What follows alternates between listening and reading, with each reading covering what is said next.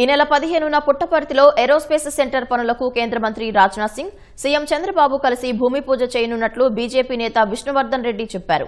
Puttaparthi airport వెనుక భూముల్లో aerospace సెంటర్ను డీఆర్డీఓ ఏర్పాటు చేస్తోందన్నారు. రాష్ట్ర ప్రభుత్వం ఇందుకోసం 600 ఎకరాలు కేటాయించగా 140 ఎకరాల్లో తొలిదశ నిర్మాణ పనులు ప్రారంభమవుతాయని చెప్పారు. వచ్చే ఏడాది సెప్టెంబర్లోగా తొలిదశ పనులు పూర్తవుతాయని విష్ణువర్ధన్ రెడ్డి తెలిపారు.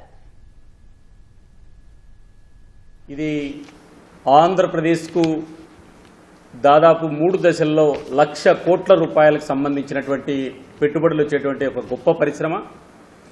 140 యుద్ధ విమానాలు ఇక్కడ వివిధ రకాలైనటువంటివి తయారవుతాయి.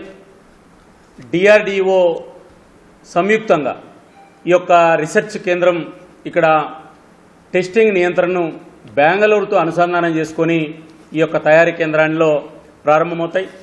3 దశల్లో ఈ యొక్క తయారీ కేంద్రం యొక్క పనులు ప్రారంభమవుతాయి. మొదటి దశలో 15,000 కోట్ల రూపాయలతో 7 కంపెనీలతో సంయుక్తంగా జాయింట్ వెంచర్గా డిఆర్డిఓ నేతృత్వంలో ఈ యొక్క సంస్థ ప్రారంభమవుతుంది.